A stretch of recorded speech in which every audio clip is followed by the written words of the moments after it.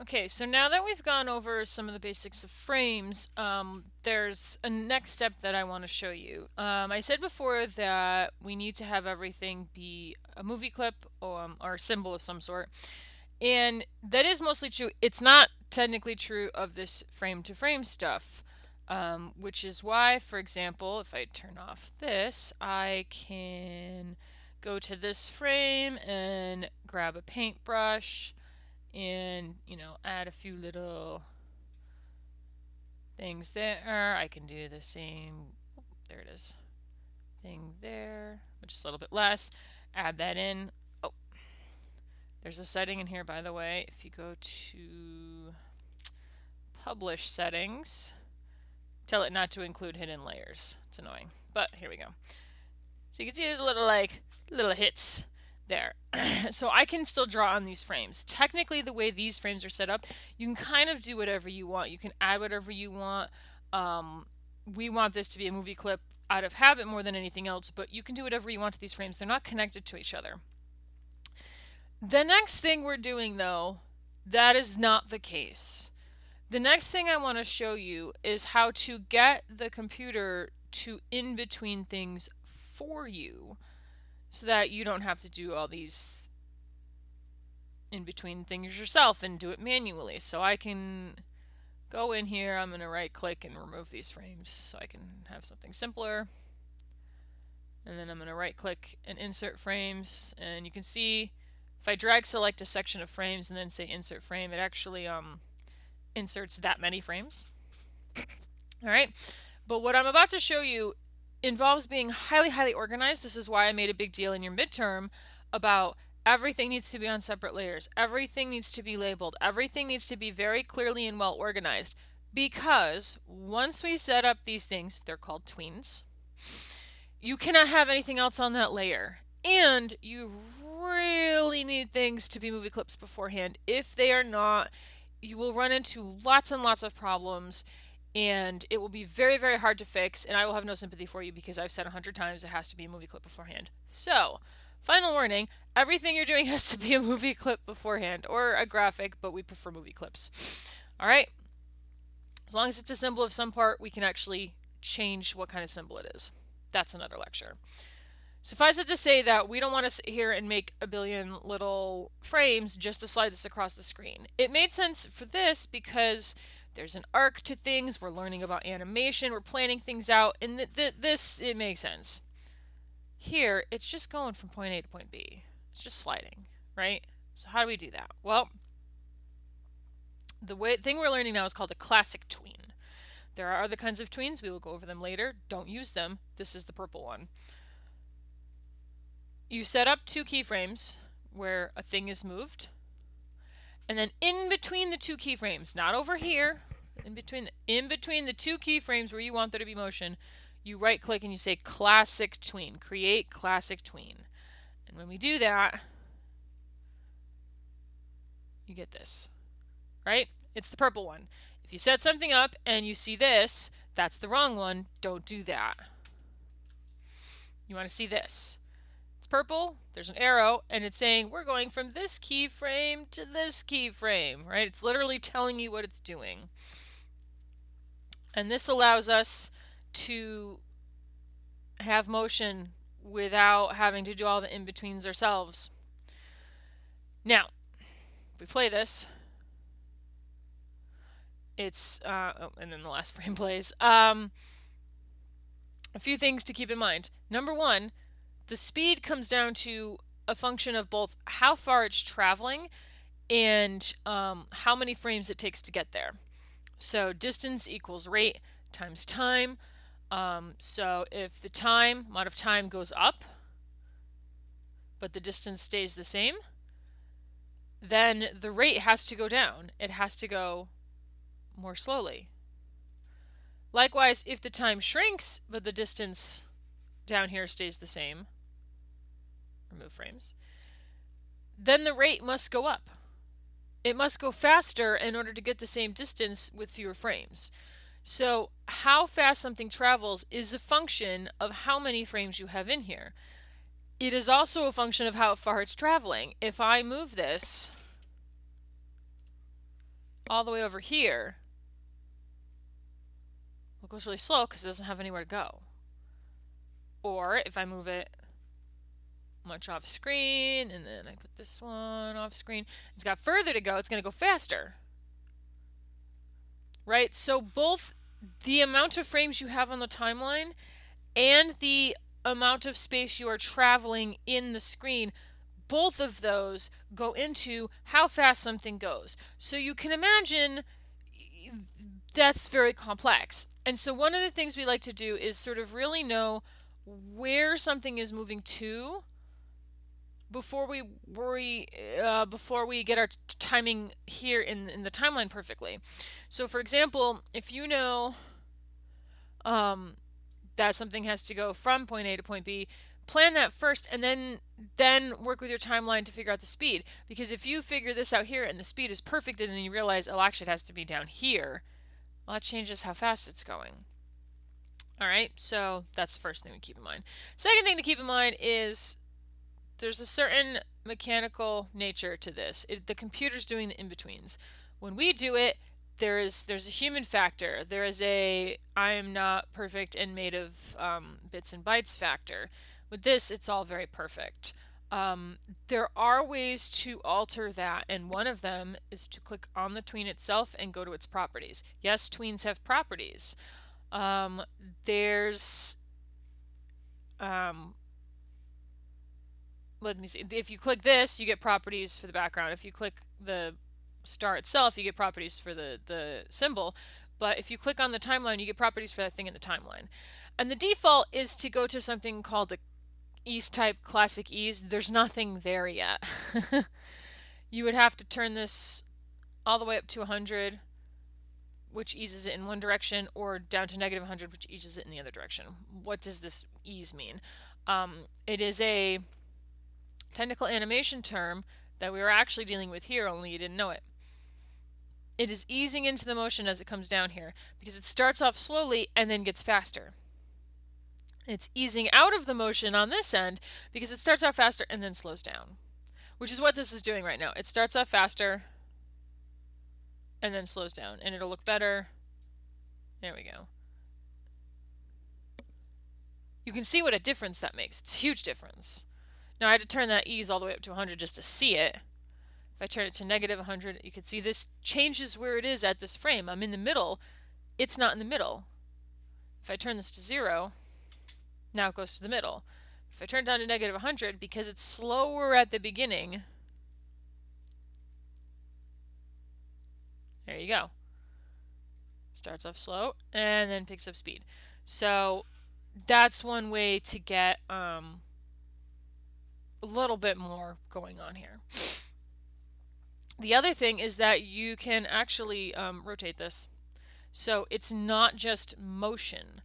I can take this and spin it around. Now I will have to select this right here, and instead of rotate auto, I have to say rotate clockwise, I think is the direction I went in. Yep, so I can say, there we go.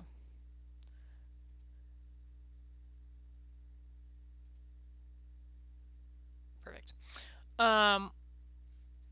As opposed to, I think if I spin it back around, it won't spin as much. Oh no, I'm mixing up my things.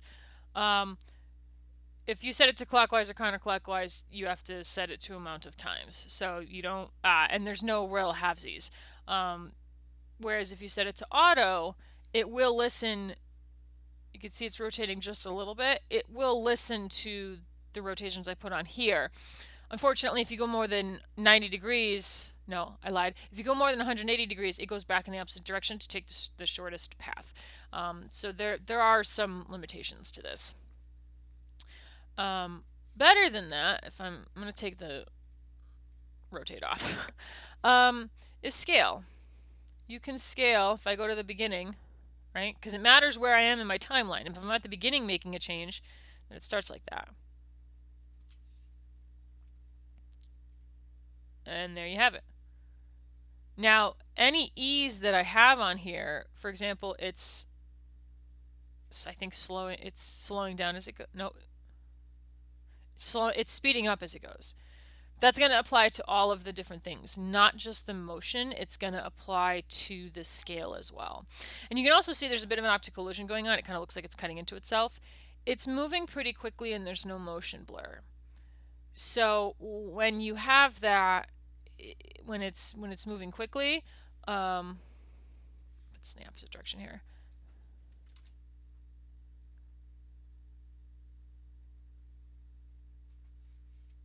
It's you can see there's a little bit of a blink. We'll get into fixes for fake motion blur later. Suffice it to say, there is no actual motion blur where the faster things move, the more they blur. You don't have that in here. We're not that fancy. Let me see here. Let me bring this back to 0. Okay. What else can we key? Oh, we can key. If I select this, there we go. Its color effect. I can bring its alpha down to 0 and have it appear from nothing. Have it come up to 100. And I'll click over here and make sure it is actually at 100. There we go. So you can have things fade into existence. And you can do them all at the same time, or you can have just one thing. I'm going to create a classic tween here because I know there's motion over here. You can also just, it's rotating a little because of the rotation I put on it. You just have a couple things. You don't have to have all of the things going on at the same time. But you can see how this starts to be a lot to keep track of. It's all technically very simple. Set up another keyframe, right-click, insert keyframe, move this to wherever I want it to be, right-click, create classic tween. Couple of right-clicks and you've got motion. But doing something with it, that takes a lot of time because you have to sit here and watch it over and over and over again. And if you do what I did here, you can end up... Oh no, that actually turned out okay. There was a jump here before, but I fixed it. Although, technically, upright is here, which is why the star looks like it's upright at this keyframe, but you can see how it's rotated that way. And so when it goes to here, it is rotating, even though I didn't plan that, right? So I'd have to like go through and fix that a little bit. And controlling the scale at the same time and controlling the alpha at the same time, it's a lot of things to keep track of. And then there's the time factor. Do I remove some frames? Do I insert some frames? It's a lot to keep track of. So you're not, just take your time. Be careful. Don't double click on this because there is a timeline in here and you could end up with animation inside the timeline, and that does not work out very well unless you're planning on it, which we'll do later. But know where you are. Know what you're clicking on. Understand. See, I messed it up. I added a keyframe that I didn't want to. There we go. You know, notice that and undo to get rid of it. Right? These are things we have to pay attention to. Couple more notes about keyframes. One, if I click and drag across the timeline, I select multiple frames. It's kind of like clicking and dragging across here to get multiple items. It's the same thing. These frames are objects almost. But if I click to select something and let go, and then click and move it, now I can drag these frames around. So you can move frames around. You can also select it, right-click, copy frame, select over here, right-click, paste frame.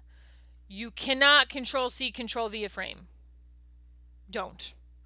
You must right-click, copy frame, right-click, paste frame. It's actually the same with layers. Right-click, copy layer, right-click, paste layer. See how it says copy layer, paste layer? That is a completely and entirely different function than this copy-paste you see up here. See how there's hotkeys for these? That's what Control-C, Control-V does. See how there's not hotkeys for these? Control-C, Control-V will not help you there. There's no hotkey for this. But copying frames is a good way to put things back where they were. So it's going to the exact same spot. Doesn't really matter since it's invisible in this case, but if it was visible, it would matter. Let's see. So we can move frames around, just be careful. Also be careful when you have multiple layers. It's very easy to accidentally move a frame to another layer. pay attention to that, because if you do that, you have to put it back and then fix things. So it's not a matter of, oops, I put it there and I'm just going to leave it as a mess. No, you have to like go backwards and be paying attention to that. It's a lot to pay attention to at once. We can, let's see, copy paste frames. Also keep in mind you can add two in the middle of a space. So I have this tween and it's really long. And let's say I wanted to like arc in the middle or do something. I can right click, insert keyframe. And if I do nothing else, I think it should remain kind of the same. But I can then select what's on that keyframe and move it. And so now I've got a new motion. Now, the ease is, this is nice. See how the ease now says custom? So it used to say just regular ease and then I had it turned up to 100, I think. It wanted to keep things the same speed overall, where it was slowing down as it went. But I put this thing in the middle. I put like a hitch in the middle. And Animate adjusted to that as best as it could. It's probably not perfect. But before I moved to the star, there we go. This would likely look the same as when there was no keyframe. Look at that. You can't tell. But it had to make a bunch of custom eases, which means going in and editing them will require editing this graph, which we're not there yet. So just keep in mind, maybe plan your animation out before adding in the eases. Otherwise, you're going to get that very advanced stuff. You can also see the color effect here. Had to put it in the middle, so it was at 71% at that point. Had to do the math on that and put it in place. Now though, if I move this frame, right, so it was at 71% here, but if I move this, the speed is no longer even on anything because I changed where it was in time. So it's going to get to 71% that fast, and then it's going to go the rest of the way really fast, right? 71 to 100%, so that the speed is no longer even because I changed where the frame was in the timeline.